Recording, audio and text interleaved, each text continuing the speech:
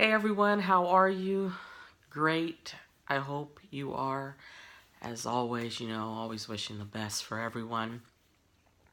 So today is, I think it's Wednesday, March 15th.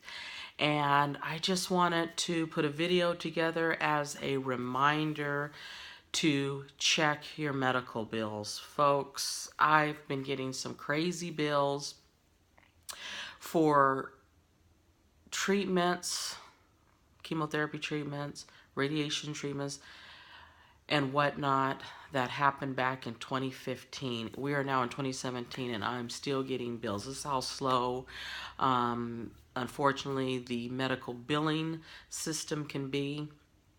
I know in some states there's a statute of limitations. I don't believe there is one in the state of Washington. But anyhow, I just wanted to put this video together as a reminder that you need to scrutinize every single bill, whether you have one insurance or multiple insurances.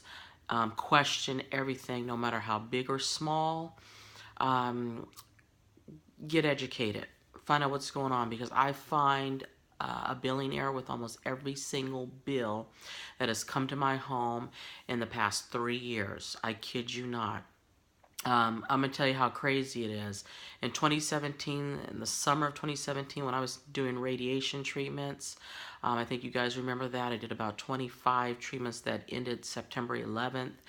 And about 2 months ago, I received a bill for radiation, and it was a very high bill in the thousands.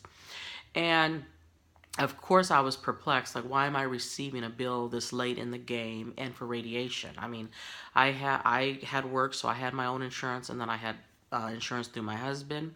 So I had previously had surgeries, and anytime you're going through some major health type of crises, you're pretty much going to meet your deductibles and co-insurances and all that jazz. And so I'm trying to figure out, why did I receive a bill? And of course, when I called the billing department, they were kind of vague and whatnot. So I reached out to the insurance companies and requested the statement of account, explanation of benefits, so that I could read the codes and find out what my insurance companies did or did not pay. And come to find out, my primary insurance didn't pay because they required a pre-authorization or pre-certification before radiation treatment, and they never received it. So once I got wind of that and had that information on hand, I called the hospital back, the billing department back, and told them, hey, the primary insurance didn't pay because you guys failed to send a pre-authorization. What's up with that? You need to get the pre-authorization there. You're going to be eating these charges, because it's not my responsibility to supply my insurance company with the pre-authorization. It is the doctor's office responsibility, or anybody giving you treatment, to do that in almost all scenarios. I'm sure there are some scenarios where the enrollee is required to get pre-authorization. I've never experienced that. I've had multiple surgeries in my life. I had 3 cesarean sections. I never one time went to my insurance company to get a pre-authorization. That was the responsibility of the doctor's office. So the billing person even tried to allude to me that I was supposed to get the pre-certification, and I laughed in her face. I said, no, I'm not. I don't work in radiology or the radiation department. I don't know anything about your codes. I don't work for your hospital.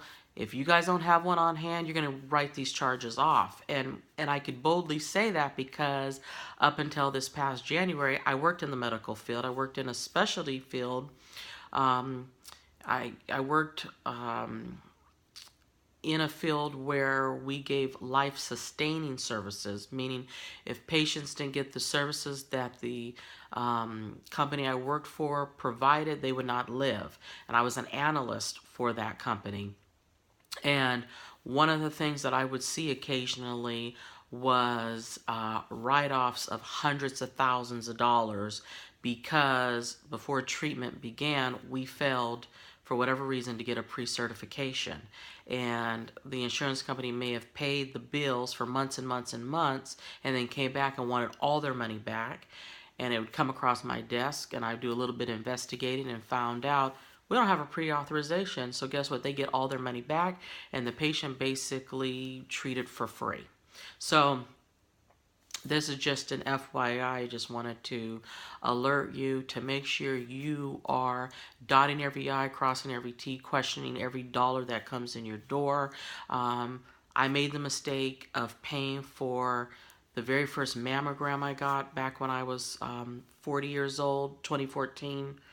The mammogram that eventually discovered I had breast cancer because it was coded incorrectly. Instead of a routine mammogram, it was coded as um, some other reason for me getting a mammogram, and I didn't realize my secondary insurance did not pay, and I ended up paying about $300. And for some people, that's not a lot of money, but it is a lot of money if it's a billing error. And I happened to stumble about 5 months later, after I was done with my last chemo, I was going through a different bill and called on that bill, and it referenced back to the mammogram, and I got to talking to my insurance person and realized the mammogram was coded incorrectly. And long story short, I ended up receiving a check for about $300 from the breast center where I had the mammogram.